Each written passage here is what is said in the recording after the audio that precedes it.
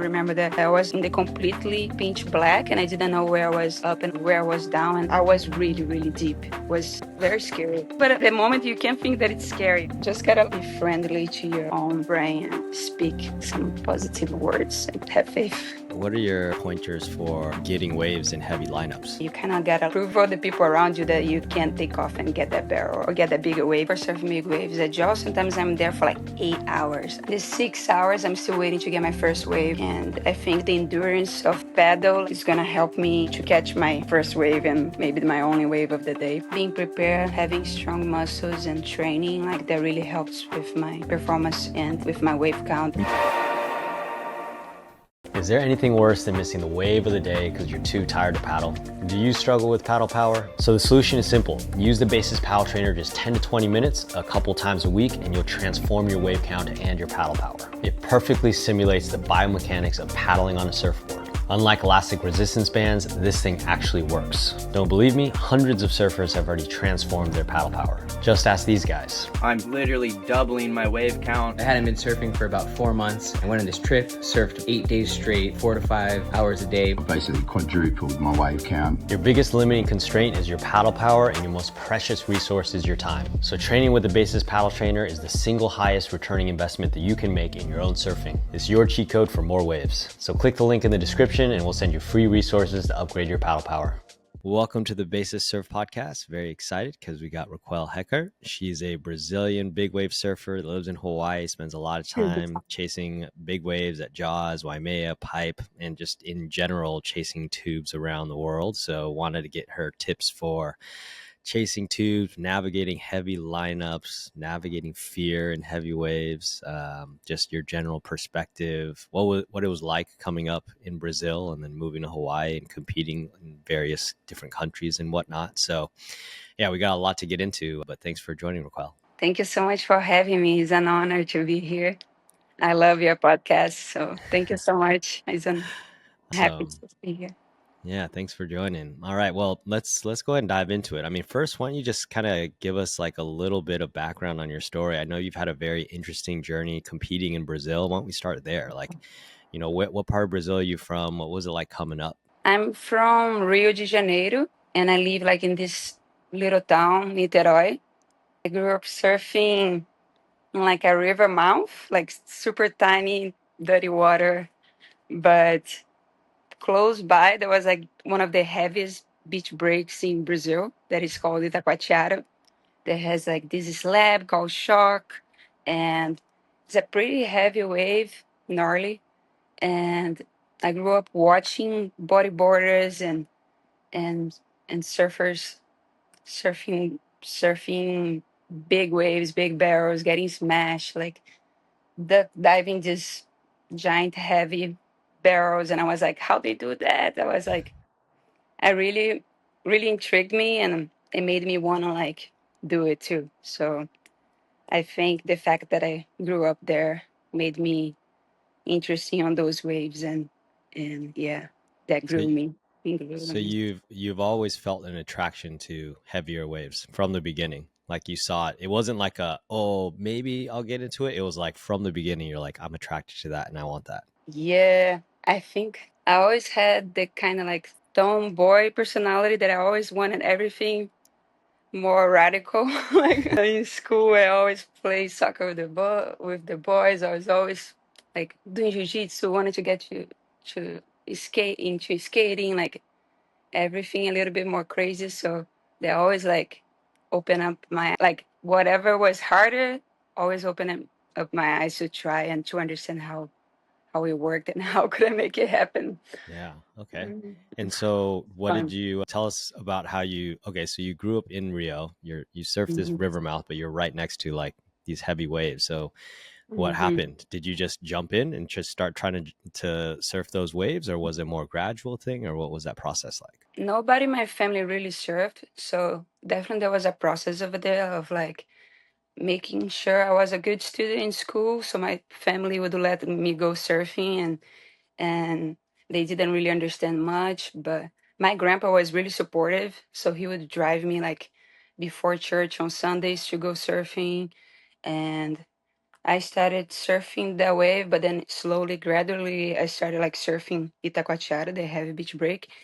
And I started like pushing myself and going every time I could and asking people whatever information I could get to help me to move forward.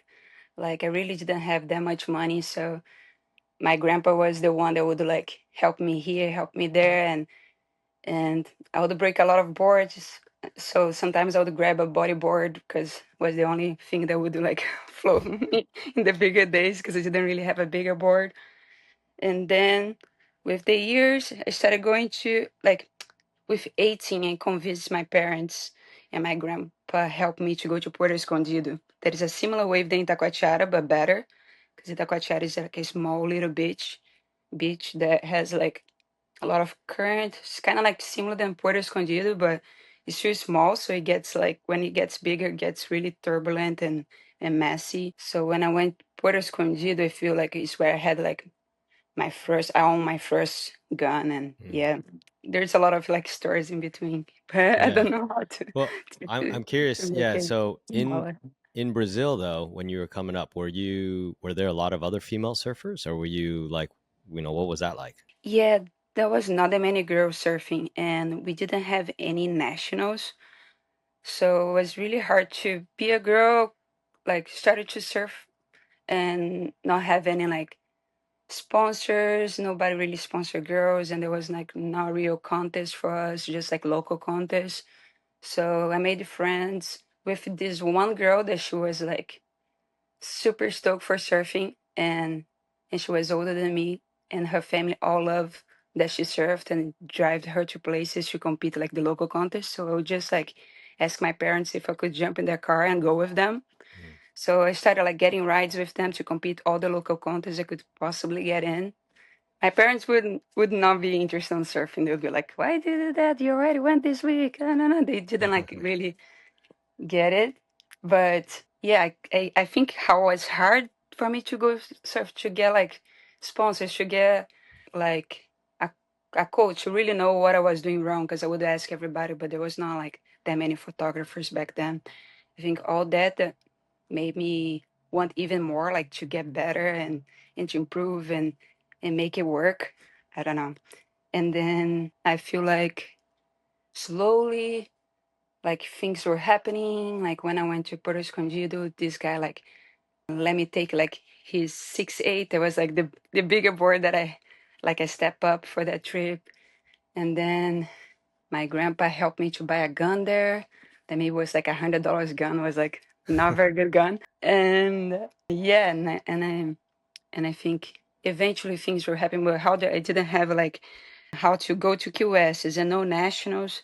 I think I started like my love for barrels and bigger waves and for the challenges become like bigger than the competitions. I would compete as much as I could, but there was nothing like enough to like make you go to a QS or get sponsored by a Right. good big brand or anything. So I was just like, I'm just wanna improve, and get better at barrels, at bigger waves, and try to improve in the middle of Mm. this. Yeah. But yeah, it was like a kind of like close out beach break where I grew up. So sometimes it'd be just like close outs every day, and I'd be like, okay, what can I learn from this? And I would Mm. just try practice drops and yeah, just make it work with not much. Yeah. That's actually, that's interesting. So do you think that, because I like what you're doing, where you're turning like, what do they say? You're turning lemons into lemonade, right? You're surfing a closeout beach break all the time, and it's all closeouts, but you're viewing it as like an opportunity to learn something even then, right? So Mhm. I guess there's a lot you can learn from that. I mean, so many, the stereotype of Brazil is like the waves aren't that good over there, but obviously the surfers that come from Brazil are amazing and incredible, right? And I guess it's surfing all those crappy waves that, obviously it gets really good as well. But surfing more challenging waves makes you better surfers. That's probably a good lesson there. So tell us then about kind of, going to surf Puerto Escondido, because that's a super heavy wave. Oh my That gosh. what was that like? Was it? I mean, how big of a step up was that in terms of difficulty and level from your local wave in Rio? Yeah, Puerto Escondido is definitely like one of the probably heaviest wave I've I've surfed, I think. There's so many like rip currents, and sometimes we would lose the board and just get stuck on those. I don't know, look like a river mouth where it was just like the currents moving through the lineup, Yeah, the and rips. Yeah. we would say that was like the tongue of a dragon when we would fall like, oh my gosh, the dragon got me, and then Oh we my would go God. like under like just get stuck there, and was gnarly in the big days. Was definitely like a challenge, but that was the only place I could afford it to go every year. So I went there like maybe 14 times. Like I would save Mm-hmm. money every year, work. And I think I kind of like grew up like with 18, I convinced my family to let me go. My grandpa like helped me to go there. Then I kept on coming back like each year. And I would stay like in the cheapest place as possible just to stay there the longest that I could. I think I paid like for $5 a day. Look like a cave where I lived. Yeah. And eat tacos, and then I would surf every day. And I think that wave helped me to improve my surfing, like with barrels and bigger waves. It's definitely like already crowded back then, and hard and competitive, but it definitely like prepared me for the heavier waves that I surf now in Hawaii. And Mhm. yeah, and was and also helped me with the contest because I ended up like getting invited for a bunch of like big wave contests in Puerto Escondido, and I competed a bunch of them and got some good waves there. So I think it was good for my yeah barrel big wave surf career. Well, that's really interesting. Could you tell us just a little bit more about what it was like getting used to Puerto Escondido? Because when I look at it, it looks scarier in some ways than looking at Jaws because I know it's a beach break, you know. So it's like I'm sure so many of those waves are just closeouts. I'm sure if you lose your board, Mhm. you seem way more messed up. You seem like you're in more trouble because at Jaws you got skis out there. I'd imagine Puerto Escondido. I don't know if there's skis. You're It Yeah, just looks but like it's breaking right there on the sand. You know, it just looks hectic. Like, you know, beach. I know I surf beach breaks all the time, and I'm like, beach breaks are super hard to read. Whereas like Jaws is a reef. You know, I mean, Jaws is probably bigger, but you know, like it's a reef. It mhm. has more defined takeoffs. You know, like what is it like surfing at Puerto Escondido? It's really hard to make it out. There was Yeah, how do you many even make it out? yeah, I don't even it's understand how to gnarly. do that. Sometimes I spend all my energy just trying to make it out. Like I remember like we there was many times that we had to go to the next beach called Mhm. Marinheiro. Yeah, We would walk with our guns there and like go around from the next beach and paddle from there because sometimes the little zone where everybody paddles out, sometimes it gets like too big. It's like a gnarly like close out that you gotta like time it right and try to make it out. Sometimes you get smoke like right there, right. and you're like, oh, so tired. And so sometimes we like pedal around, and we feel like that's easier, but still you're pedaling a lot until you get to the Right. lineup, so you get tired either way. But don't know which one is, at least you don't break your board going around. So or get hurt and stuff like that. But yeah, you just gotta make out there, and sometimes you get caught too, like in the big days there was many times you get caught. And a lot of people don't like to use leashes there Mm. because one, you can break the board easier, and how like you kind of close to the beach, they think that it's just better like to not break the board and or not get stuck in a bad zone. So some people don't use leash. Many times I didn't use it too. And nowadays, like my last few days, few years in Puerto Escondido, I already had like my impact vest. But in the very beginning, there was not that many impact vests.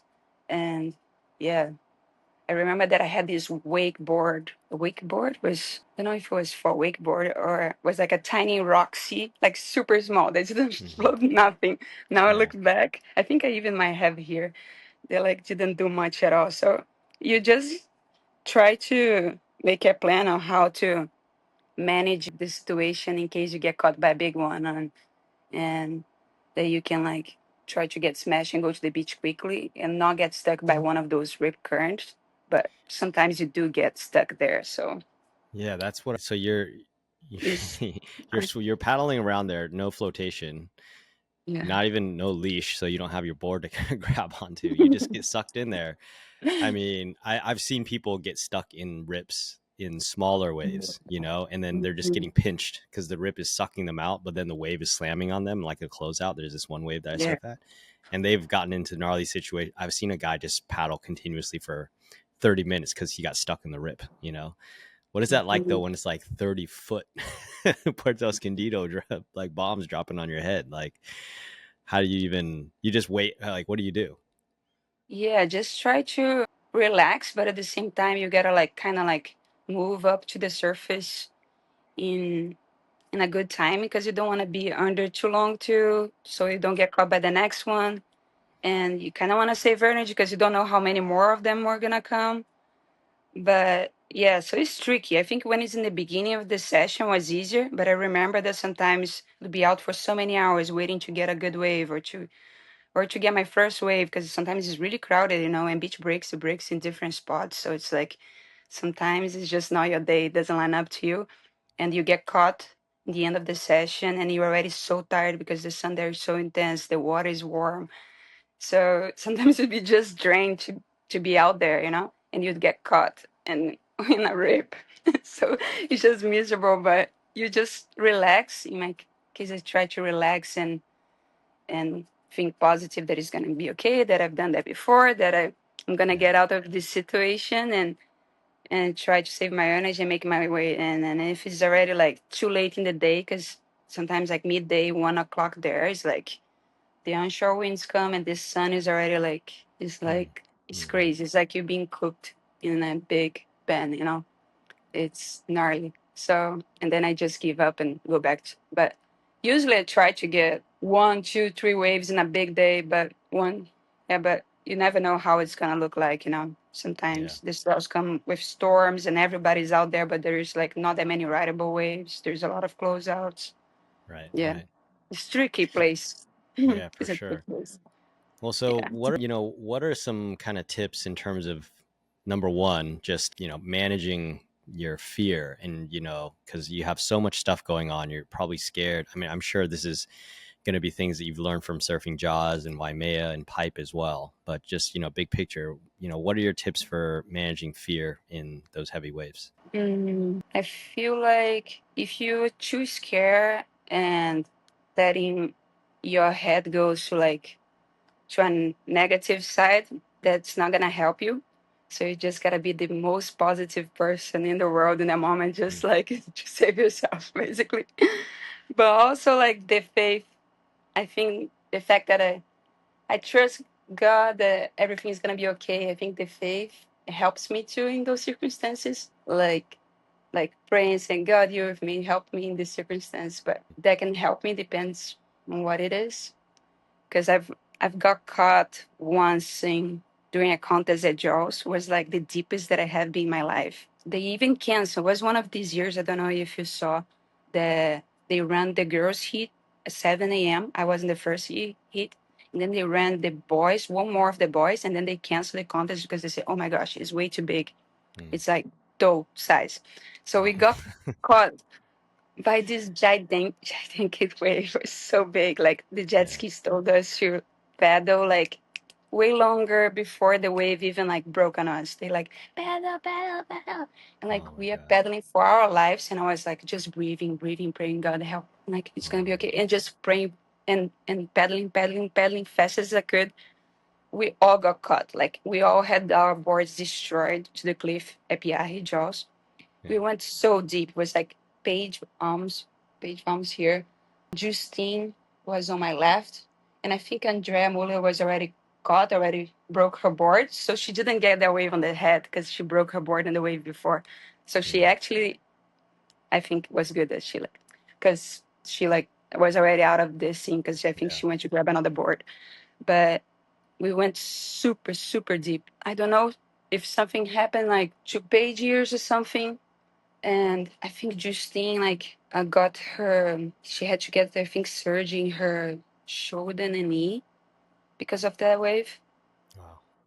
Yeah, she made it to the finals, but unfortunately, she couldn't go to the finals because of that one giant wave was so heavy. We went so deep, and I remember that I was in the completely pitch black, and I didn't know where I was up and was where I was down, and then I started figuring out as I was floating, and I inflated like full. I pulled everything when the wave landed on us, and it took me a long time. I had to do so many strokes. I remember that I kind of counted, but then I stopped counting and I was just doing strokes. So the whole time I was just like, okay, I'm pretty deep, but everything is gonna be okay. God is with me.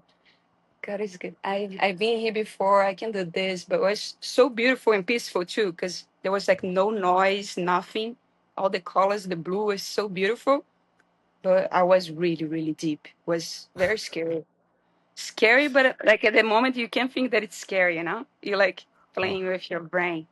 Huh. And yeah, and then after that, I think they tried to run the boys hit. And then I don't know if Billy Camp got a, I don't know if he blacked out a little bit or was, and something happened to another one too, to the South African one. I don't know. They pull into like insane big barrels. And they even said it was like way too heavy too, and then they canceled. I Wow. think it was a quick blackout. I don't think it was something like too serious, but I think there was like concussion stuff involved. It was like really, really gnarly, you know?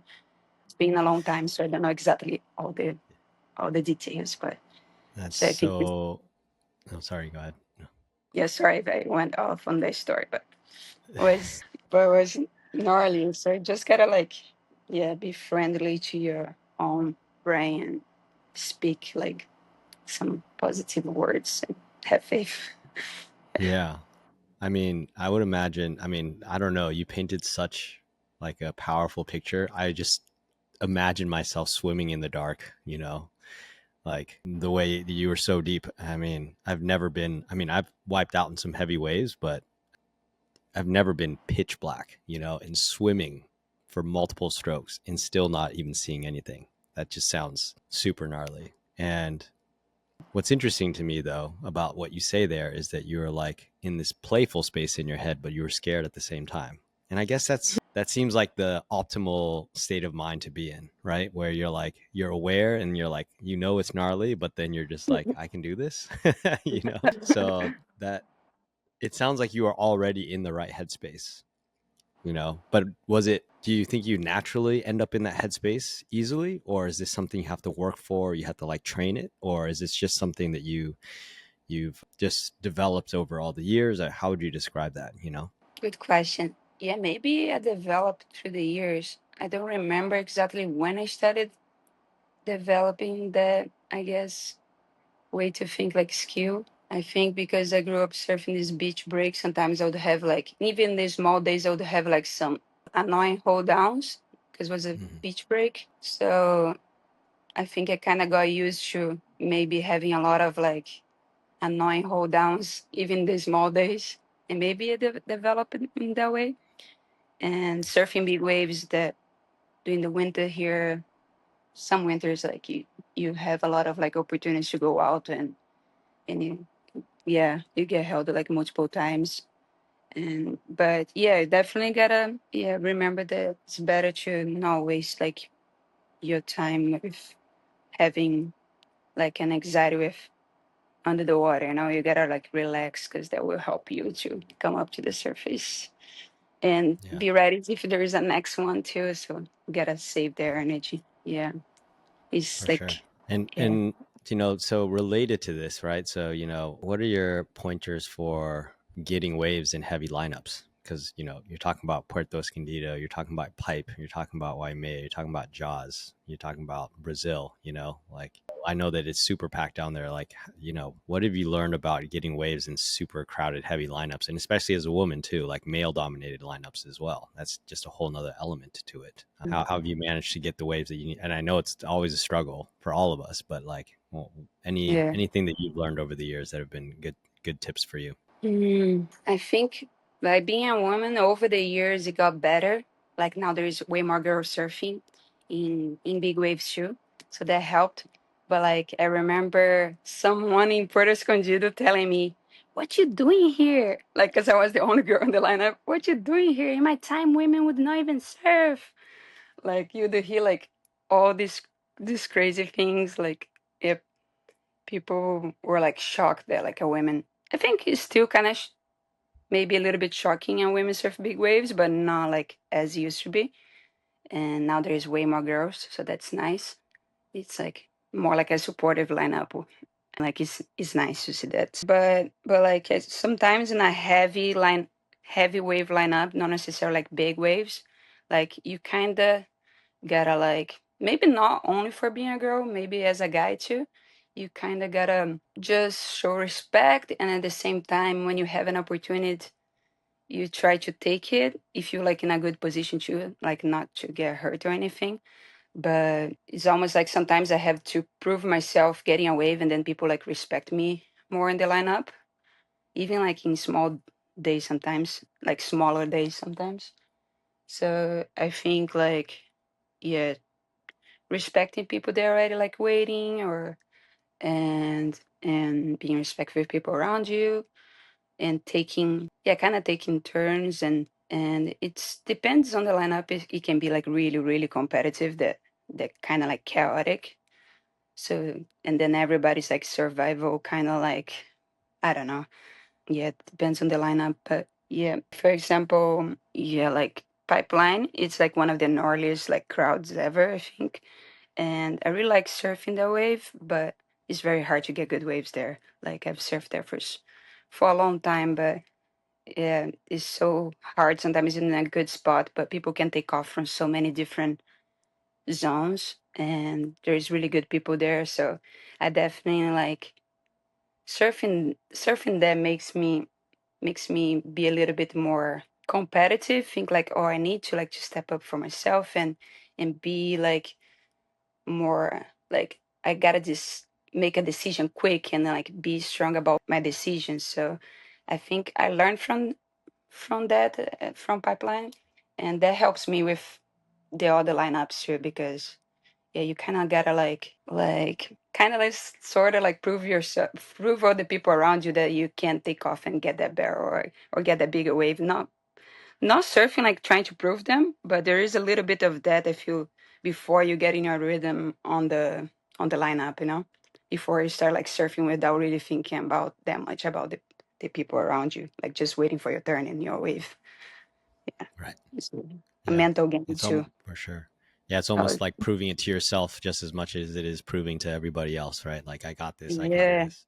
yeah, And that's I for sure. and I think what you're saying applies to, every surfer, like male or female, any, I think it applies to all of it. So that's a good Hmm. tip, And then the other question I have from just hearing all these stories, these stories of like, I don't know, trying to paddle out on a massive gun that you can barely duck dive at a bombing Puerto Escondido, or paddling from all the way around from another beach, or like, paddling your ass off at Jaws, but then still getting clobbered. Like, how how much, as a big wave surfer, like how important is the paddling? Like, are you, what component of, your surfing is paddling? Like, how important is that to you guys? Oh, it's so important. Like, especially for surfing big waves. At Jaws, sometimes I'm there for like 8 hours. I'm there like all day long, and I'm still waiting to like I don't know, the 6 hours. I'm still waiting to get my first wave or and I think the endurance of the paddle really like is gonna help me to catch my first wave and maybe my only wave of the day, probably my only wave of the day. So it does help to be prepared for a day like that for big waves. Waimea too. I get way more waves in Waimea. Usually I get more waves than getting a Jaws, but I still like yeah having being prepared, having strong muscles and training like that really helps with my performance and with my wave count and with my pop up. So that's really important and fundamental to my Yeah, surfing. Yeah, I can totally see and that. to everybody surfing. Right. And then, so tell us about kind of like, so what was that transition like, surfing Puerto Escondido to then surfing, in Hawaii, like Waimea and Jaws and Pipe? Like, how did that transition happen? How did you end up moving to Hawaii? And then what was that like, adjusting to kind of Hawaii? Yeah, growing up in Brazil, like was hard with this, like with sponsors, with contests and all that, and but it really made me wanna surf and compete and perform, like even like harder. I feel like maybe if it was like super easy for me and everything was given easy, maybe I would not stick the way I did. So I think everybody has their own story and their calling, their path, and I'm grateful for the journey and how everything went through. And I never thought that I was going to leave here, and I kept on like coming and like and and dedicating my life to to come here like every winter, and eventually like that became like even more my home, I think. And yeah, my dream was to surf Waimea, and I did that on my first season. And after that, I started getting invited for all the big wave contests and stuff. And I saw myself even more as a big wave surfer after that. It just like happened like naturally. Like I wanted to be a free surfer for big waves and barrels, and I would think like I like more barrels than big waves, but then there was not that many girls like surfing big waves. So and I started getting invited for the contest here, so that build up my career that way too. Because usually people competing in small waves and then they transfer themselves to big wave surfing or like the free surfing. And with 18, I was already, oh, I want to surf big waves and barrels. With like 17, 16, I don't know. I already like the heavy waves, barrels, like path. So yeah, it kind of happened that way. And was still hard, like being a professional surfer is still not easy. And like I work like in so many different jobs, like food truck, as nanny, as cleaning, as I was a caregiver for a 102-year-old grandma. I did like I helped with moving, with yeah, surf lessons, and I'm like always down to work with any. I always like work with so many different jobs like I can think right now, but so that all like to follow my dreams and to surf and to compete and and I think that was nice. Was part of my. Sometimes we want like all the sponsors and everything to work out like always in our life, and no matter what we do in our professional life. But sometimes we go like we do different things to make that happen, and but doesn't mean like that you're not doing what you're meant to be. Just like you still you doing, but God show you different ways and different people to know and to relate and to connect and the relationship that you build and the people that you meet in the way like really makes the journey like special and it's not all about like just having things and having all the sponsors or like conquering everything in the way that we thought that was ideal, like there's so much more to in the journey. So yeah, still living in it, still like learning in the way. Yeah. Yeah. They're still living the dream. So what is your big goal right now then? Is there a specific like wave that you want to surf or specific result in, a contest or something that you're shooting for right now? Or what is the goal right now? Just get more big Yeah, waves? yeah. The goals are kind of like similar each year. Like get a probably like more barrels, get better barrels, get better at big waves. Think get better at longboarding too, get better at foiling, shortboarding, my techniques. I think I just wanna like be the best version I can be of myself, and if I can submit to big wave contests in the way and perform well and win, that would be amazing. So last year I tow in for the first time at Jaws and I submit those waves. This time I didn't go to the finals, but I submit them and was very fun to see Jaws, surf Jaws in a different perspective. So I'm always like trying to do things that I haven't done before, go to places I haven't been before, like developing skills with new boards, like different boards, different fins, and to see if that can help me to become a better surfer too. Like I feel like they're all getting out of the comfort zone and getting different boards, surfing with different styles and conditions Yeah. makes you like also like a better surfer in general. So yeah, that's one of the Got it. things. Yeah. So have you had any light bulb moments when it came to technique, like where you like, I tried something and all of a sudden things clicked, or, you saw an improvement or you broke through a plateau? Yeah, I think surfing with, I think there are probably many things, but surfing with twin fins and four fins, I think they help different conditions, like help my surfing. I think twin fins help me to go faster and get more flow.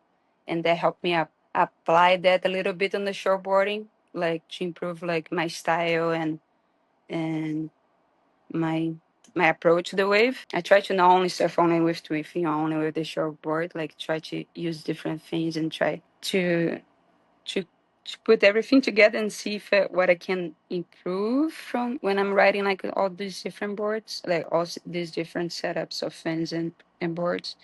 For things I really like for big waves for jaws. Waimea sometimes I use three fins and I think in small waves I use my three fins or two fins.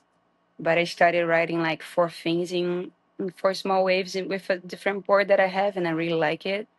And yeah, and I'm starting to like to go backside with a twin fin that was a challenge for me because it was so skippy. So learning the little things and one thing that I saw step deck. A lot of people like for big waves because it gives you more foam in the middle of the board, like more paddle. Hmm. It's not my favorite. I don't like that much because Mm. I don't like how it feels this big step deck. But yeah, I'm still learning. I Interesting. have a lot to learn and yeah, trying to be more mindful of the little details. I still gotta learn more about fins, like how the shortboard, like how the three things, like the difference between the thrusters, because there's so many tiny little things that can change. And some people ride smaller four fins for big waves, and I want to try that this winter too. Like, because I just have the normal twig things set up for big waves, but I want to try this smaller setup that they say that is better for big waves. So, yeah.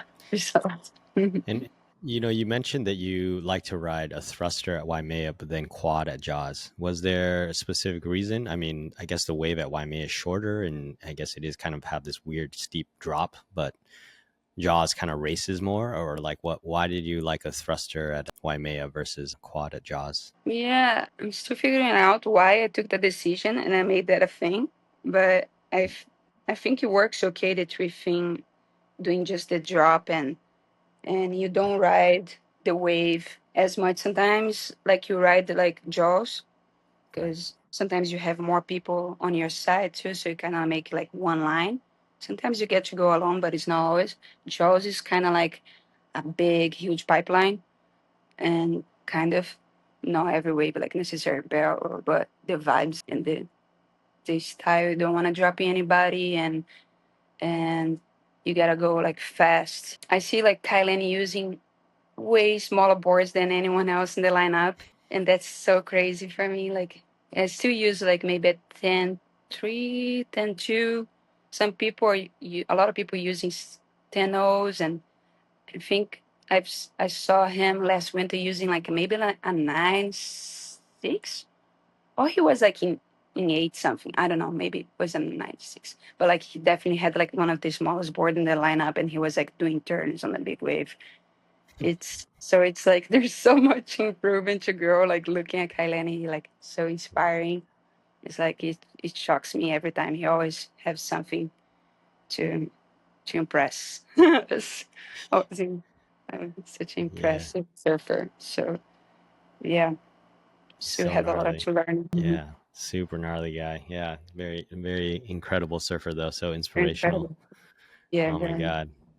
Well, what is what piece of advice do you wish you could have given your younger self when you were coming up as a surfer? What piece of surf advice would you have given your younger self? Yeah, that's a hard one. I feel like I had a lot of fun, but I definitely like took very serious like my dedication to surfing. I think like I don't know. I was always very like dedicated. Like I never like drank, like smoke, or like did any of this. Like I was never interested in those things. I always just wanted to surf, go home to sleep, and surf again and study. Like I was like very focused on that, and that probably definitely helped to focus and to put my energy like on the sport, like growing up. Then once I started like coming to Hawaii every winter and spending like more time here than other places, feel like I also missed like Christmas and a lot of like birthdays and family reunions because I was like, oh, if I leave, it's like so much money to leave and come back. Like I gotta be here for the winter. So I would say that maybe I could have tried to maybe miss more Christmas over like waiting for window of a contest for big waves in Hawaii every winter. Like I don't know. Sometimes a little bit more. The family is still like you know, and yeah, my grandpa was like my biggest supporter and everything, and I wish like I saw him even like more than like in the last few years of his life because I was like surfing more and dedicating my life for big wave surfing, and he was happy and he was like, it's what he wanted me to do. But Yeah. I think maybe if I would say something like that, but it's hard to because it's so far and so expensive and all that. But Yeah. yeah, I was, yeah, it's That, the balance that's of life. yeah, that's tough. I mean, he wanted you. You were doing exactly what he wanted you to do, right? So that one's Yes, hard. for sure. That one's Yeah. that's a real thing, though, for sure. Yeah. What is this? Is probably the last question. What is your intention when you go for a surf? My intention is to have fun, improve, socialize, to improve and like relax and always try something new depending on the board that I'm doing. I try to like to do like working one turn that I need that I want to get it, that I want to do it, and Yeah. I really want to do an air. So I am always challenge myself to in every session. I try to do something, challenge myself a little bit. But yeah, it's a package, so you That's a gotta have lot you fun. got there. Yeah, Have fun, socialize, do an air. I like it. You're ambitious. You're very ambitious. I love it. All right. nugget smash. But you don't know if he will come for you or not. That's so funny. Yeah. All right, well, this was very fun. I'm very glad to have you on. It was a pleasure. Thank you so much. Thanks for having me. You're awesome. I'm gonna keep All right. watching you. And Thank you. yeah, keep striving. You're amazing.